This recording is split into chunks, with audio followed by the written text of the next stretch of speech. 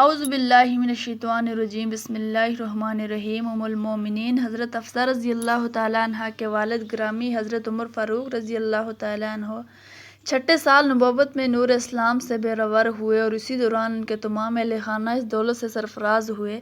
حضرت حفصہ بنت عمر ابن خطاب اس منزل میں قدم رکھ چکی تھی جبکہ شادی کر دینی چاہیے، چنانچہ بیٹی کے رشتے کے لیے ان کی نظر انتخاب حضرت خنیس بن حذافہ رضی اللہ تعالیٰ عنہ پر پڑی، چنانچہ دونوں کی شادی کر دی گئی۔ وہ ہنسی خوشی زندگی کے دن گزارنے لگے۔ اسلام اور کفر کی پہلی مٹ بھیڑ میدان بدر میں ہوئی۔ اس دن رمضان المبارک کی 17 تاریخ اور 2 سن ہجری تھا۔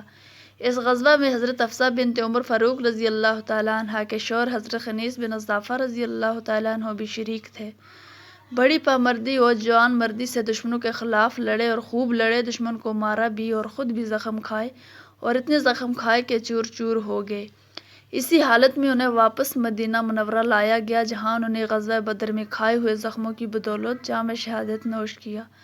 جب حضرت حفصہ رضی اللہ تعالیٰ عنہ اپنے خاوند کی رفاقت اور محبت سے محروم ہوئی اور بیوگی کی چادر اوڑھی تو اس وقت ان کی عمر 21 سال تھی۔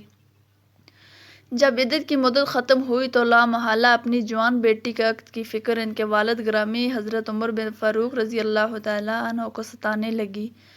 تمنا تھی کہ جلد سے جلد اس کا گھر دوبارہ آباد ہو جائے اور وہ اس تلاش میں تھے کہ کوئی قابل اعتماد رفیق زندگی اس کے لیے مل جائے۔ وہ اسی تذبذ میں تھے کہ ان کا خیال محض حضرت عثمان رضی اللہ تعالیٰ عنہ کی طرف کیا۔ میرا خیال ہے مجھے عثمان رضی اللہ تعالیٰ عنہ سے بات کرنی چاہیے۔ اس خیال کے آتے ہی ان کے دل و دماغ میں اطمینان کی لہر دوڑ گئی اور پھر وہ حضرت عثمان رضی اللہ تعالیٰ عنہ کے گھر کی طرف چل پڑے۔ وہ اس وقت گھر پر ہی تھے۔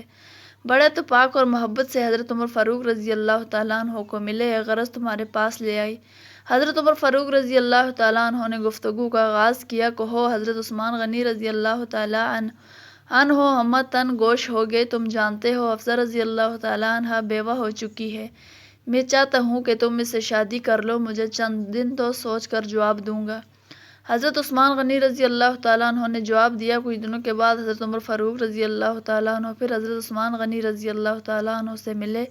انہیں یقین تھا کہ عثمان رضی اللہ تعالیٰ عنہ مثبت جواب دیں گے۔ کیا سوچا ہے تم نے حفصہ رضی اللہ تعالیٰ عنہ کے بارے میں؟ حضرت عمر فاروق رضی اللہ تعالیٰ عنہ نے پوچھا۔ فی الحال میرا نکاح کرنے کا ارادہ نہیں ہے، حضرت عثمان غنی رضی اللہ تعالیٰ عنہ نے جواب دیا۔ یہ جواب حضرت عمر فاروق رضی اللہ تعالیٰ عنہ کی توقع کے خلاف تھا۔ پھر وہ حضرت ابوبکر صدیق رضی اللہ تعالیٰ عنہ کی گھر طرف چل پڑے۔ دونوں دوست بڑے پیار اور محبت سے ملے۔ تھوڑی دیر حضور اکرم صلی اللہ علیہ وسلم کے ذکر سے سکون حاصل کرتے رہے اور پھر حضرت ابوبکر صدیق رضی اللہ تعالیٰ عنہ نے کہا، عمر رضی اللہ تعالیٰ عنہ کسی کام سے آئے ہو؟ ہاں، انہوں نے جواب دیا۔ کہو۔ حضرت ابوبکر صدیق رضی اللہ تعالیٰ عنہ نے اپنی پوری توجہ ان کی جانب مرکوز کر دی۔ تم تو جانتے ہو حفصہ رضی اللہ تعالیٰ عنہ بیوہ ہے۔ بالکل جانتا ہوں، تم اس کو اپنے حوالہ عقد میں لے لو، حضرت عمر فاروق رضی اللہ تعالیٰ عنہ نے کہا اور غور سے حضرت ابوبکر صدیق رضی اللہ تعالیٰ عنہ کا چہرہ دیکھنے لگے اور کان ان کی آواز سننے کے لیے منتظر تھے کہ کیا جواب دیتے ہیں، مگر انہوں نے اس بات کا کوئی جواب نہ دیا اور اس طرح خاموش میں کچھ وقت گزر گیا اور پھر حضرت عمر فاروق رضی اللہ تعالیٰ عنہ اٹھ کر چلے گئے۔ انہیں اپنے دوست اور دینی بھائی حضرت ابوبکر صدیق کی خاموشی پر سخت تعجب ہوا۔ وہ سوچ بھی نہیں سکتے تھے کہ وہ ایسا رویہ اختیار کریں گے۔ دماغ میں پھر سوچنے کا ہجوم ہونے لگا اور نظروں کے سامنے اور کئی چہرے گھومنے لگے۔ وہ سوچ رہے تھے اب کون ہے جس سے حفصہ رضی اللہ تعالیٰ عنہ کی بات کروں۔ بیٹی کے مستقبل نے انہیں سوچوں کے گہرے پانیوں میں تار کر رکھ دیا۔ ایک دن وہ بارگاہ نبی صلی اللہ علیہ وسلم میں حاضر ہوئے اور عرض کیا، یا رسول اللہ صلی اللہ علیہ وسلم، میں نے حفصہ رضی اللہ تعالیٰ عنہ سے شادی کے لیے عثمان رضی اللہ تعالیٰ عنہ سے کہا تو انہوں نے صاف انکار کر دیا۔ ابوبکر صدیق رضی اللہ تعالیٰ عنہ سے اس ضمن میں بات کی تو انہوں نے چپ سادھ لیا۔ اپنی مراد کی وجہ پریشانی معلوم ہوئی تو حضور صلی اللہ علیہ وسلم نے ارشاد فرمایا، فکر نہ کرو، حفصہ رضی اللہ تعالیٰ عنہ کی شادی اس شخص کے ساتھ ہوگی جو حضرت ابوبکر صدیق رضی اللہ تعالیٰ عنہ اور حضرت عثمان غنی رضی اللہ تعالیٰ عنہ سے افضل ہے، اور حضرت عثمان رضی اللہ تعالیٰ عنہ کی شادی اس خاتون سے ہوگی جو حفصہ رضی اللہ تعالیٰ عنہ سے بہتر ہے۔ اپنے آقا و مولا صلی اللہ علیہ وسلم کی بات سن کر حضرت عمر فاروق رضی اللہ تعالیٰ عنہ کو اطمینان قلب ہوا۔ پھر حضور اکرم صلی اللہ علیہ وسلم نے اپنے غلام و جان نثار حضرت عمر فاروق رضی اللہ تعالیٰ عنہ سے فرمایا تم اپنی بیٹی کی شادی میرے ساتھ کر دو، اس سے بڑھ کر اور کیا خوش قسمتی ہو سکتی۔ اور پھر حضرت عمر فاروق رضی اللہ تعالیٰ عنہ نے اپنی بیٹی کا نکاح حضور اکرم صلی اللہ علیہ وسلم کے ساتھ 400 درہم کر دیا، اور وہ حرم نبوی میں داخل ہو کر ام المومنین کے ذات سے مشرف ہوئیں۔ یہ شادی شعبان 4 ہجری میں ہوئی۔ اس نے حضرت عمر فاروق رضی اللہ تعالیٰ عنہ کو حضور اکرم صلی اللہ علیہ وسلم کے اور قریب کر دیا، اور ان کا قبیلہ ایدی جس کے پاس سفارت کی ذمہ داریاں تھیں، آپ صلی اللہ علیہ وسلم کے ساتھ رشتہ مساہرت میں منسلک ہو گیا۔ جب حضرت حفصہ رضی اللہ تعالیٰ عنہ حضور اکرم صلی اللہ علیہ وسلم کی زوجیت سے سرفراز ہوئی تو وہ ازواج مطہرہ رضی اللہ تعالیٰ عنہ پہلے سے موجود تھی۔ ایک حضرت سودا بن زمحہ رضی اللہ تعالیٰ عنہ اور دوسری حضرت عائشہ صدیقہ رضی اللہ تعالیٰ عنہ۔ مسجد نبوی سے مستقل حضرت حارثہ بن نعمان رضی اللہ تعالیٰ عنہ کا مکانات تھے۔ جب رسالت مآب صلی اللہ علیہ وسلم کسی خاتون کو شرف و زوجیت سے نوازتے تو وہ اپنا مقام خالی کر دیتے تھے۔ اسی طرح انہوں نے یکے بعد دیگرے تمام مکانات اپنے محبوب آقا صلی اللہ علیہ وسلم کی نذر کر دیے تھے۔ ان میں 4 مکان تو کچی اینٹوں کے بنے ہوئے تھے اور 5 مکان گارے اور کھجور کی شاخوں کے تھے۔ شادی کے بعد حضرت حفصہ رضی اللہ تعالیٰ عنہ کو جس مکان میں رکھا گیا وہ مشرقی جانب تھا۔ حضرات شیخین رضی اللہ تعالیٰ عنہ کے باہمی قریبی تعلقات کی وجہ سے امہات المومنین حضرت عائشہ صدیقہ رضی اللہ تعالیٰ عنہ اور حضرت حفصہ رضی اللہ تعالیٰ عنہ کی آپس میں گاڑھی دوستی تھی اور وہ ایک دوسرے کی بہت قریب تھی۔ ام المومنین حضرت حفصہ رضی اللہ تعالیٰ عنہ کے مزاج میں قدر تیزی تھی، لہٰذا بعض اوقات گھریلو ماحول میں معمولی سی تلخی پیدا ہو جاتی تھی، لیکن اس مبارک گھر میں جلد ہی یہ صورتحال محبت و شفقت اور ملاحمت اور نرمی کی شیرینی میں تبدیل ہو جاتی تھی۔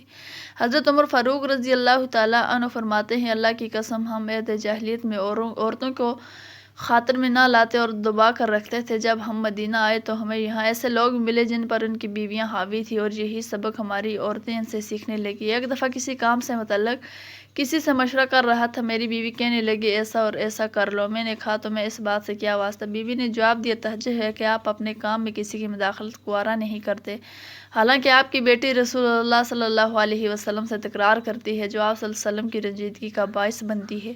یہ سن کر میں نے اپنی چادر سنبھالی اور سیدھا بیٹی حفصہ رضی اللہ تعالیٰ عنہ کے گھر گیا۔ وہ مجھے دیکھ کر خوش ہوئی۔ میں نے پوچھا، بیٹی کیا تم حضور اکرم صلی اللہ علیہ وسلم سے تکرار کرتی اور جواب دیتی ہو جو انہیں گراں گزرتی ہے؟ ہاں بیٹی نے جواب دیا۔ کیا تم اللہ اور اس کے رسول صلی اللہ علیہ وسلم کے غضب سے نہیں ڈرتی ہو جو ایسا کرتی ہو؟ اور پھر میں نے اس سے کہا، اللہ کے رسول صلی اللہ علیہ وسلم سے کبھی کوئی ایسی بات نہ کرنا جو ان کی طبیعت پر گراں گزرے، اور نہ ہی ان سے کسی چیز کا مطالبہ کرنا، اور نہ ہی تم حضرت عائشہ صدیقہ رضی اللہ تعالیٰ عنہ کی ریس کرنا جو رسول اکرم صلی اللہ علیہ وسلم کی محبت پر نازا ہیں۔ حضرت عبداللہ بن عباس رضی اللہ تعالیٰ عنہ حضرت عمر سے روایت کرتے ہیں کہ نبی کریم صلی اللہ علیہ وسلم نے حضرت حفصہ کو طلاق دی اور پھر رجوع فرما لیا۔ حضرت انس بن مالک نے بھی اسے روایت ہے کہ رسول اللہ نے جب حضرت حفصہ کو طلاق دی تو آپ صلی اللہ علیہ وسلم کو رجوع کا حکم ہوا اور آپ صلی اللہ علیہ وسلم نے رجوع فرما لیا۔ قیس بن زید سے روایت ہے کہ حضور صلی اللہ علیہ وسلم نے ایک دفعہ حضرت حفصہ کی طلاق کا ارادہ کیا۔ اتفاق سے اس موقع پر حضرت حفصہ کے ماموں کا ان کے گھر پر آنا ہوا تو وہ بے اختیار رو پڑی اور کہنے لگی، خدا کی قسم یہ مت سمجھنا کہ کسی اکتاہٹ یا بیزاری کی وجہ سے ان حضرت صلی اللہ علیہ وسلم نے مجھے طلاق دی، جیسا کہ ارشاد بانی ہے، اے نبی جب تم طلاق دو عورتوں کو ان کو طلاق دو ان کی عدت پر اور گنتے رہو۔ اس وقت تک حضور صلی اللہ علیہ وسلم نے صرف پہلی طلاق کا ذکر کیا تھا، جس کے بعد رجوع کا امکان تو باقی تھا، مگر رسول اللہ صلی اللہ علیہ وسلم سے کسی شکایت کی بجائے وہ حضور کا دفاع کرتے ہوئے ذمہ داری اپنے سر لیے رہے، جس سے ان کا جذبہ فدائیت ظاہر و باہر ہے۔ در اثنا میں حضور صلی اللہ علیہ وسلم گھر تشریف لائے تو حضرت حفصہ اپنی چادر سنبھالنے لگی۔ رسول اللہ صلی اللہ علیہ وسلم نے فرمایا، جبرائیل میرے پاس آئے اور مجھے کہا کہ حفصہ سے رجوع کر لیں، وہ روزے رکھنے والی اور عبادت والی ہے، یہ جنت میں بھی آپ کے ساتھ ہوں گی۔ بلا شبہ اللہ کی طرف سے حضرت حفصہ کے حق میں یہ ایک عظیم و شان گواہی ہے جس سے آپ کے روحانی مقام کا اندازہ ہوتا ہے۔ دوسری روایات میں ذکر ہے کہ حضرت حفصہ کی طلاق کی اطلاع جب حضرت عمر کو پہنچی تو انہوں نے سخت فکر مندی اور گھبراہٹ کے عالم میں اپنے سر میں خاک ڈال کر کہا کہ جب میری بیٹی رسول اللہ کے عقد میں نہیں رہے گی تو اللہ تعالیٰ عمر کی کیا پرواہ کرے گا۔ حضرت عمر کا یہ رد عمل ان کی کمال عاجزی اور انکساری کے ساتھ محبت رسول کو بھی ظاہر کرتا ہے۔ الغرض حضرت عمر اپنی تمام تر جرأت اور حوصلہ مندی کے باوجود وہ فکر مند ہوئے، یہ رشتہ نہ رہا تو خدا معلوم کیا بنے گا۔ اللہ تعالیٰ نے ان کی التجا سنی، چنانچہ دوسری روایات کے مطابق حضرت صلی اللہ علیہ وسلم نے اس موقع پر یہ بھی فرمایا تھا، اللہ تعالیٰ نے مجھے حفصہ سے رجوع کا حکم دیا ہے، اور اس کا ایک سبب حضرت عمر رضی اللہ تعالیٰ عنہ پر اللہ تعالیٰ کی رحمت اور شفقت کا اظہار بھی ہے، چنانچہ آپ صلی اللہ علیہ وسلم نے طلاق سے رجوع کر لیا۔ یہ واقعہ طلاق صحیح ستہ کی کتب ابو داؤد، نسائی، ابن ماجہ اور دیگر کتب طبرانی، ابن سعد وغیرہ میں مذکور ہے، جو جائے اعتراض نہیں، کیونکہ عام حالات میں طلاق کی ناپسندیدگی کے باوجود عدل ضرورت یہ ایک جائز اور حلال امر ہے، اور نہ صرف خلاف تعلیم قرآن نہیں بلکہ اخلاقی لحاظ سے بھی اس میں کوئی برائی نہیں، بلکہ تقویٰ کے لحاظ سے ایسی کارروائی پر عندعقل بھی کوئی اعتراض نہیں۔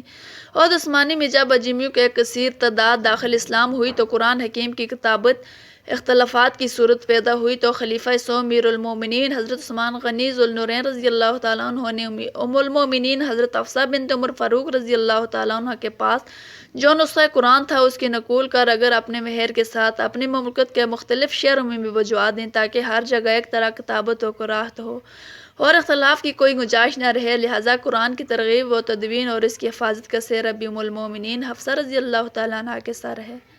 سن 41 ہجری 9 برس کی عمر میں ام المومنین حضرت حفصہ فانی دنیا سے کوچ گئی۔ سبحان اللہ۔